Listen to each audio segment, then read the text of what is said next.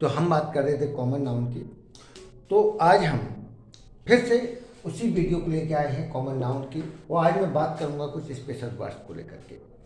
तो कुछ ऐसे स्पेशल वर्ड्स हैं जिससे ज़्यादातर एरर्स पूछी जाती हैं। तो जनरली वो वर्ड्स कौन कौन से हैं आज हम उस पर डिस्कस करेंगे, और आप लोग इन वर्ड्स को अच्छी तरह से समझ लीजिए, क्योंकि इन वर्ड से ज़्यादातर एरर्स पूछेंगे नाउन में, कॉमन नाउन में खासकर। तो यहाँ हम बात करेंगे सबसे पहले क्लोथ की और क्लोथ की। तो क्लोथ का मतलब होता है बिना सिला हुआ कपड़ा। कोई भी कपड़ा हम थान में से लेके आते हैं, जो थान का कपड़ा उसमें कटवा के लाते हैं, वो कहलाता है हमारा क्लोथ। और इसका प्लूरल होता है क्लोथ, यानी बिना सिले कपड़े को हम क्लोथ, यानी एक से अधिक है तो क्लोथ बोलेंगे, और सिंगुलर है तो क्लोथ बोलेंगे। उसी तरह से क्लोथ इसका मतलब होता है सिला हुआ कपड़ा। जब हम कोई कपड़े को सिलवा लेते हैं, पैंट है, शर्ट है, तो हम उस सिले हुए कपड़े को हम बोलते हैं क्लोथ, CLOTH। उसका प्लूरल होता है क्लोथ, जिन्हें पहना जाता है या जिन्हें डायरेक्ट यूज किया जाता है। अब जैसे साड़ी है, सिली हुई नजर नहीं आती, लेकिन है तो पहनी जाती, इसलिए वो सिले हुए में आई है। जैसे हमारा हैंकी है, यानी रूमाल। रूमाल ऐसा लगता है जैसे कपड़ा, थान का कपड़ा नहीं होता, एक सिला हुआ कपड़े में आता है। तो ये सारी चीज़ें क्लोथ में आती हैं। तो ऐसे कपड़े जिनका हम डायरेक्ट यूज करते हैं और जो सिले हुए में आते हैं वो क्लोथ या क्लोथ्स कहलाते हैं, और जो बिना सिले होते हैं वो क्लोथ, CLOTH और CLOTHS के रूप में जाने जाते हैं। अब यहाँ पे हमारा एक बहुत महत्वपूर्ण एरर बनती है, नोट के रूप में मैं आपको बता देता हूँ। क्लोथ या क्लोथ से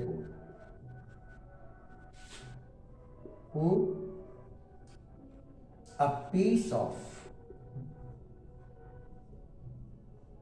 या pieces of, सॉरी,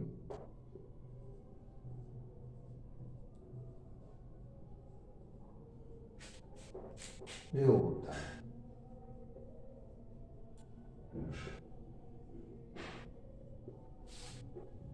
तो जब हम क्लोथ की यानी बिना सिले कपड़े की बात करते हैं, तो इससे पहले अगर सिंगुलर कपड़ा तो उससे पहले हम लगाएंगे a piece of cloth, a piece of cloth. और जब हम एक से अधिक के कपड़े हमारे टुकड़े, तो हम क्या लगाएंगे, पीसेस ऑफ क्लोथ्स। तो उसके लिए पीसेस का प्रयोग करेंगे। तो हमें यह ध्यान रखना है, क्लोथ के साथ पीस ऑफ का प्रयोग नहीं होता है सिले हुए कपड़े के लिए, लेकिन बिना सिले हुए कपड़े के लिए हम अ पीस ऑफ या पीसेस ऑफ का प्रयोग करेंगे। अब यहां गौर से देखिए, ही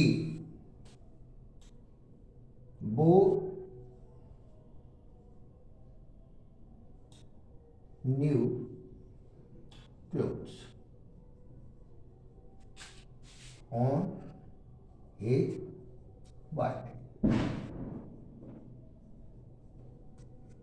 यहां पे हमारा एक सेंटेंस है, ही वो new clothes on his birthday.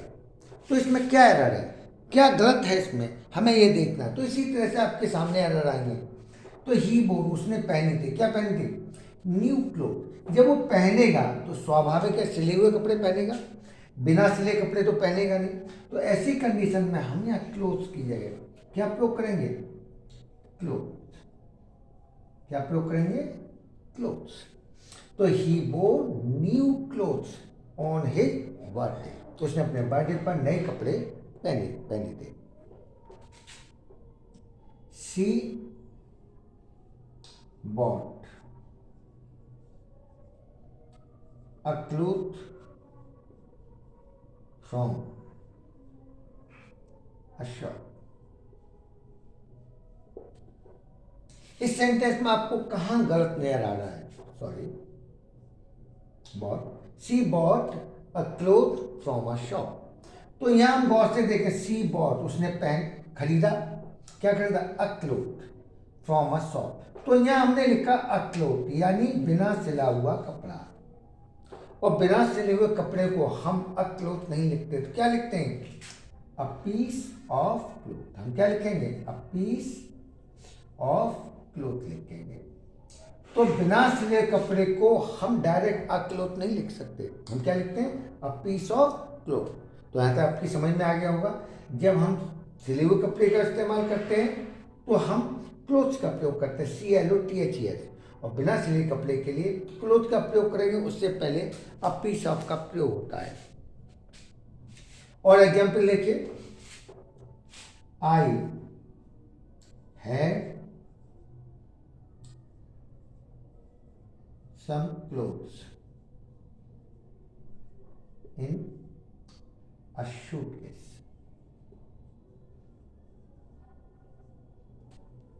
I had some clothes in a suitcase। तो यहाँ हमारी क्या एरर नजर आ रही है, तो हम गौर से देखें। आई हैड मेरे पास थे, सम क्लोथ कुछ कपड़े, इन अ सूटकेस। तो यहाँ हम जब सूटकेस में कपड़े रखेंगे तो मोस्टली सिले हुए कपड़े रखेंगे, टुकड़े तो रखेंगे नहीं, यानी थान का कपड़ा तो रखेंगे नहीं। और ऐसी कंडीशन में हमारी एरर होगी यहाँ पे, और सही होगा सम क्लोथ्स। तो I had some clothes in a suitcase. तो आपकी समझ में आ गया होगा कि हमारी इससे रिलेटेड किस तरह की एरर आती है। तो यहाँ पर अगले जो हमारे वर्ड हैं वो हैं ड्रेस, सूट और यूनिफॉर्म। तो हम ये जान लें कि जो हमारे ड्रेस शब्द है, ड्रेस शब्द है, जो ये ड्रेस शब्द है वो सिर्फ महिलाओं के वस्त्र के लिए इस्तेमाल होता है, लड़कियों के कपड़ों के लिए इस्तेमाल होता है या महिलाओं के कपड़ों के लिए होता है। जेंट्स के लिए हम ड्रेस शब्द का प्रयोग नहीं करते हैं, और ये बहुत बड़ी एरर मानी जाती है। तो ड्रेस का मतलब होता है लड़कियों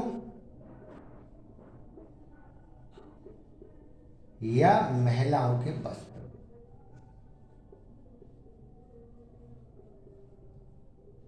के वस्त्र। तो मोस्टली हम जनरली हम स्कूल कॉलेज में कहीं भी बोल देते हैं, आज टीचर भी बोल देते हैं आज तुम लोग ड्रेस पहन के क्यों नहीं आए, जबकि ड्रेस शब्द का प्रयोग हम कपड़ों के लिए करते ही नहीं। स्कूल के जो वस्त्र होते हैं, जो विशेष कपड़े होते हैं, उन्हें यूनिफॉर्म बोला जाता है, ड्रेस नहीं बोला जाता। लेकिन कोई भी ड्रेस शब्द का प्रयोग कर देता है कि आज तो तुमने एक नई ड्रेस पहनी है, तो हम पुरुषों से बोल देते हैं, जबकि ड्रेस शब्द होता ही नहीं है, वो सिर्फ लड़कियों के या महिलाओं के कपड़ों के लिए इस्तेमाल होता है। तो जैसे अब वहाँ पे एरर किस प्रकार की आएगी, जैसे ही बॉट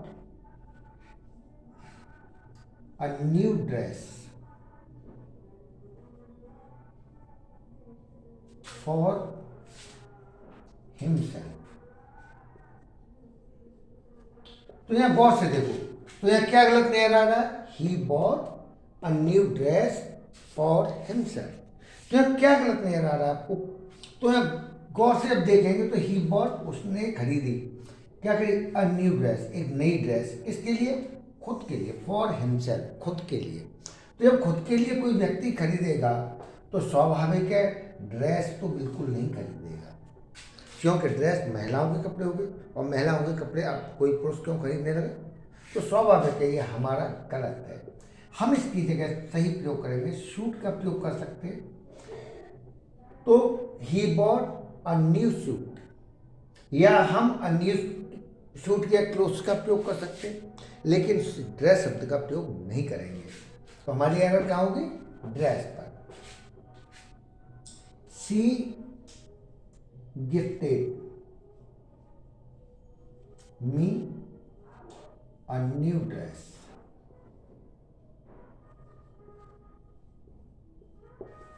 अब यहां पे she gifted me a new dress, उसने मुझे एक नई ड्रेस गिफ्ट की। अब यहां पर क्या गलत है, तो स्वाभाविक है। अब यहां गौर से, उसने जब गिफ्ट की मुझे तो मी ए न्यू ड्रेस, तो हम यह ड्रेस शब्द का प्रयोग नहीं कर सकते, यह हमारी एरर होगी। यहां सही प्रयोग होगा न्यू सूट। बहुत सारे बच्चे सोचे होंगे कि मी जो प्रयोग हो रहा है वो लड़कियों के लिए भी तो हो सकता है, एक लड़की ने दूसरी लड़की को भेंट की हो, गिफ्ट किया। तो आपके लिए बता दूं, यहाँ मी से हमें ये पता नहीं चलता है कि यहाँ पर मी स्त्री है या पुरुष है, और ऐसी कंडीशन में मी को पुरुष ही माना जाएगा, क्योंकि समाज को पुरुष प्रधान माना जाता है।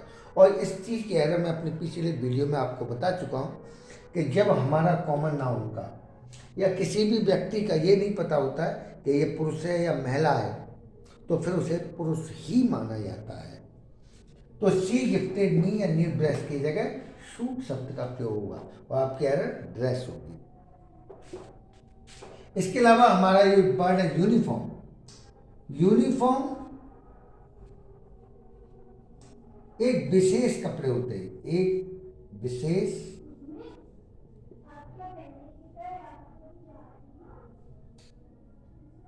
वस्त्र होते हैं, वस्त्र जो हम जैसे पुलिस है, स्कूल के स्टूडेंट्स हैं या किसी के लिए यूनिफॉर्म निर्धारित की जाती है, एक निर्धारित ड्रेस होती है।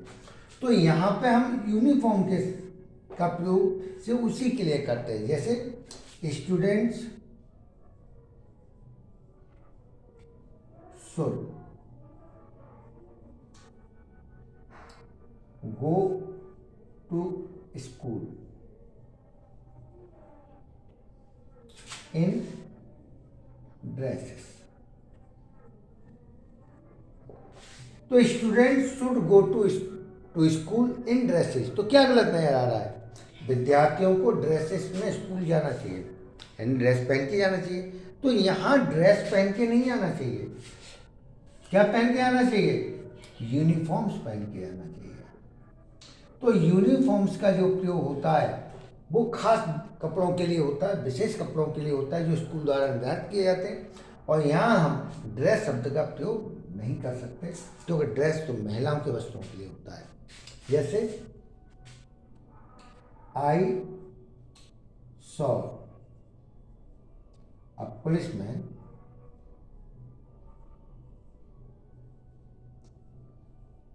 In his new dress. I saw a policeman in his new dress, मैंने एक पुलिसमैन को काय में देखा, उसके नई ड्रेस में देखा। तो स्वाभाविक है आपको एरर दिखाई दे रही होगी कि हमारी एरर कहाँ पे? हमारी एरर ड्रेस में। हम ड्रेस का प्रयोग नहीं कर सकते, वह अपनी नई यूनिफॉर्म में होगा। तो जहाँ तक आपकी समझ में ये पॉइंट आ गया होगा।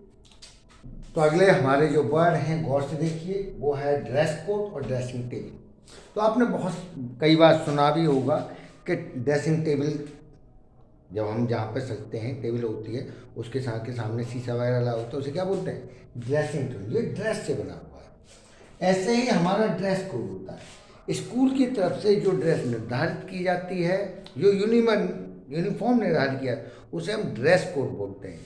कभी भी यूनिफॉर्म के साथ कोड का प्रयोग नहीं होता है। तो यहाँ डाल लो, नोट है ये हमारा कि यूनिफॉर्म के साथ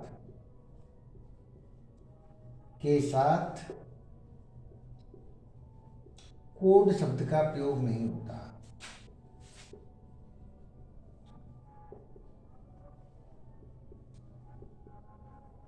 नहीं होता है। अब वो किस तरह से एरर देते हैं? जैसे our school has a special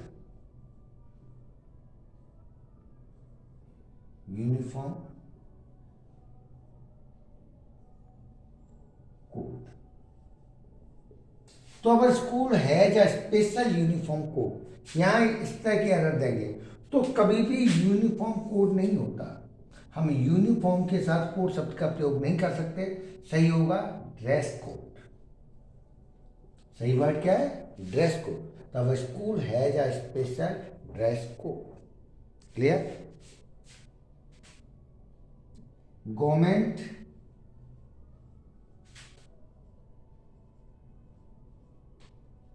has decided a new uniform code for policemen। तो क्या गलत नहीं आ रहा है आपको? तो गवर्नमेंट हैज डिसाइडेड, सरकार ने निर्धारित की है, अ न्यू यूनिफॉर्म कोड। तो यहाँ हम गौर से अ न्यू यूनिफॉर्म कोड, तो यहाँ कोड के साथ हम यूनिफॉर्म का प्रयोग न करके क्या का प्रयोग करेंगे? ड्रेस का। A new dress code. तो government has decided a new dress code for policeman. तो सरकार ने पुलिसमैन के लिए नई ड्रेस कोड निर्धारित की है। तो हमें यहाँ ड्रेस के साथ कोड जो प्रयोग होता है वो सिर्फ ड्रेस के साथ हो सकता है, यूनिफॉर्म के साथ नहीं हो सकता।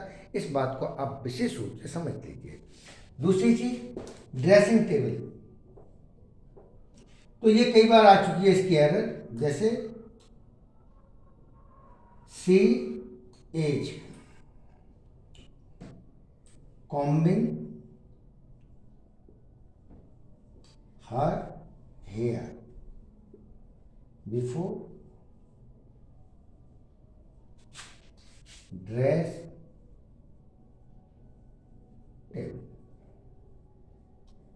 तो यहां पर वो ड्रेस टेबल का प्रयोग करते हैं, तो ड्रेस टेबल नहीं होता, क्या होता है? ड्रेसिंग टेबल, यानी टेबल जहां पर सजाया जाता है।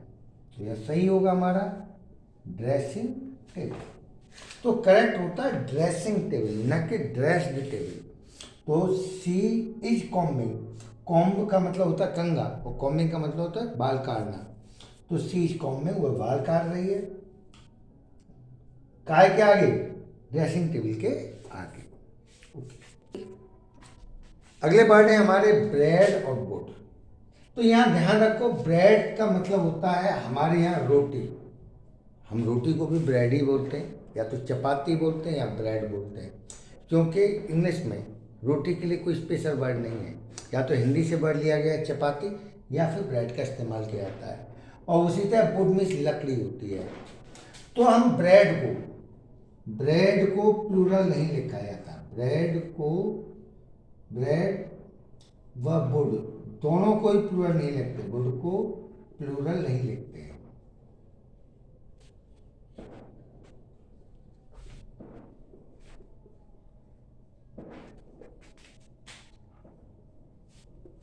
न तो ब्रेड को प्लूरल लिखा जाएगा ना वुड को प्लूरल लिखा जाएगा, क्योंकि वुड का मतलब होता है लकड़ी, और वुड जब इसको हम प्लूरल लिखते हैं, वुड को जब वुड्स लिखते हैं, तो इसका अर्थ होता है जंगल यानी फॉरेस्ट। इसका मतलब क्या होता है? जंगल यानी फॉरेस्ट हो जाता है। अब इसी को हम सेंस लें, जैसे ही went into the wood। अभी आया he went into the wood, वह लकड़ी में गया था। तो क्या लकड़ी में जाएगा? कहाँ गया था? जंगल के अंदर। तो यहाँ वेंट इनटू का जब प्रयोग करेंगे तो ये हमारा सही करेक्ट होगा। वुड के स्थान पर क्या होगा? वुड्स। वह जंगल के अंदर गया था। या नोट एक स्पेशली डाल दीजिए कि ब्रेड या would say put a piece of या a log of का प्रयोग होता है।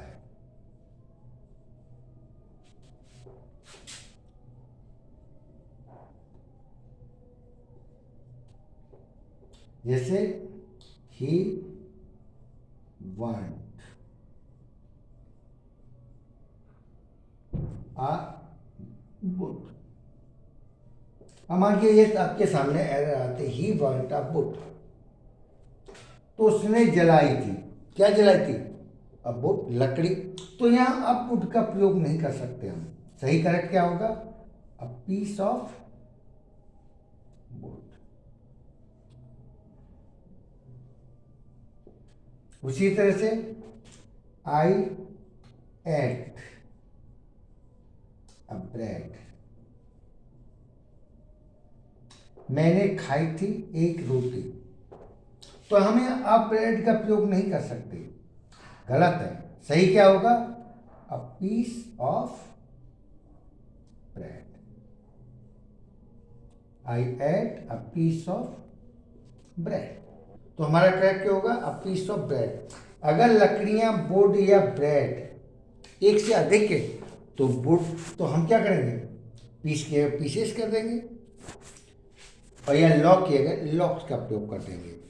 जैसे तो आज का चैप्टर यहीं पर रोकते हैं।